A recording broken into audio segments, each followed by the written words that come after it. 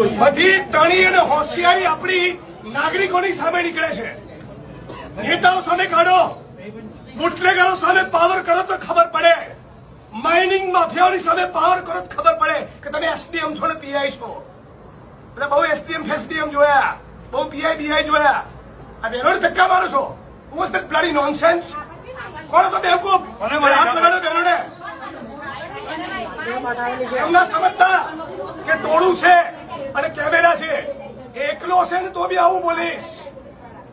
તમારો total staff હશે અને એક કેમેરો એક માણસને તો બી આ જ ભાષામાં બોલીશ. બદતમીજીથી બહેનો જોડે વાત નહીં કરવાની.